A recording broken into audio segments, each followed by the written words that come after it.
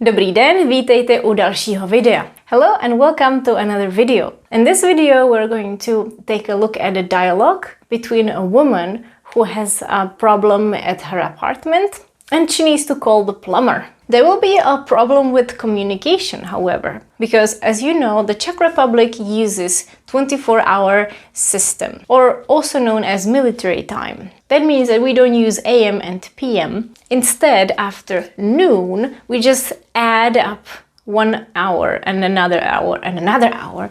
That means we can end up with this 18 hours, 1821. And even when we speak and we want to give the precise time, we commonly use this system. Of course, we could also say 6 hodin, 6 o'clock, 6 hodin večer, 6 in the evening. But when you look at a schedule or opening hours, they would typically display this kind of time. So for example, open from 8 until 17.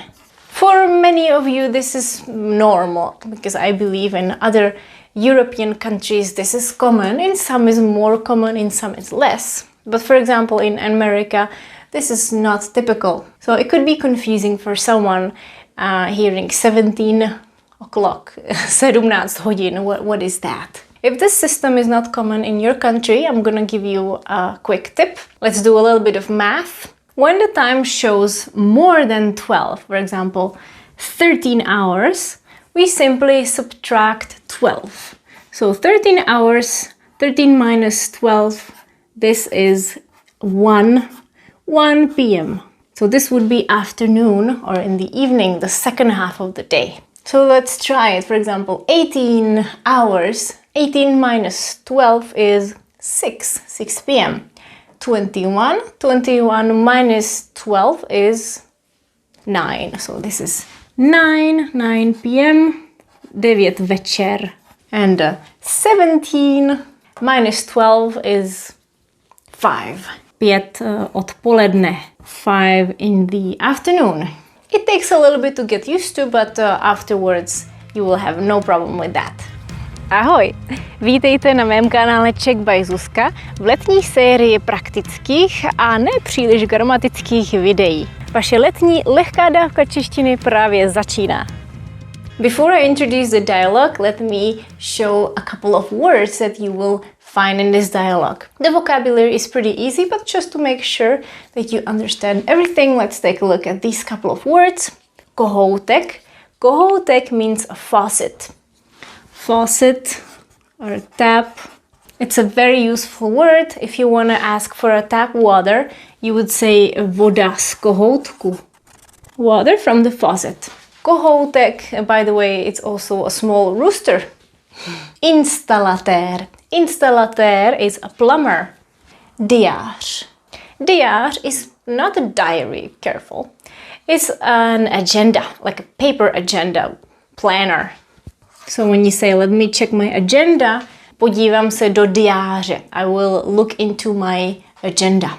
Spíš in this context means rather or more likely. More likely or better. It's informal.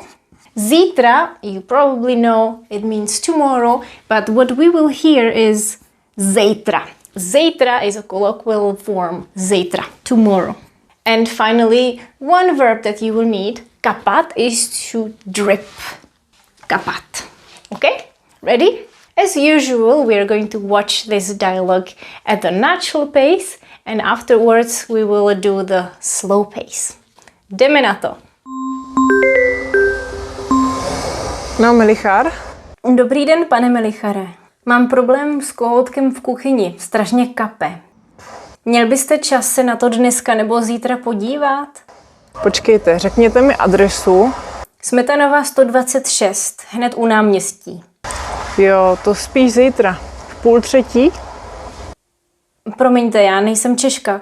Kolik je to hodin? No, 2:30, 14:30.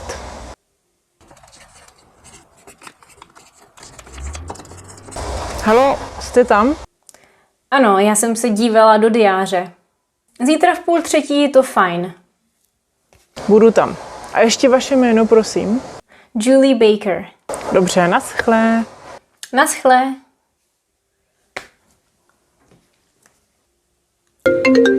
No čau. Prosím tě, zítra v 2:30 ke mně má přijít instalatér. Kolik to je hodin? 14:30. Ale já tomuhle systému nerozumím. Jo tak, no to je ve 2:30. Fakt? Tak dík. Ready for the slow pace? Here it is. No, Melichár? No, Melichar. Dobrý den, pane Melichare. Dobrý den, pane Melichare. Mám problém s kohoutkem v kuchyni. Strašně kape. Mám problém s kohoutkem v kuchyni. Strašně kape. Měl byste čas se na to dneska nebo zítra podívat? Měl byste čas se na to dneska nebo zítra podívat? Počkejte, řekněte mi adresu. Počkejte, řekněte mi adresu. Smetanova 126, hned u náměstí. Smetanova 126. Hned u náměstí. Jo, to spíš zítra. V 2:30? Jo, to spíš zítra. V 2:30? Promiňte, já nejsem Češka. Kolik je to hodin? Promiňte, já nejsem Češka. Kolik je to hodin? No, 2:30, 14:30. No, 2:30, 14:30. Halo, jste tam? Haló, jste tam?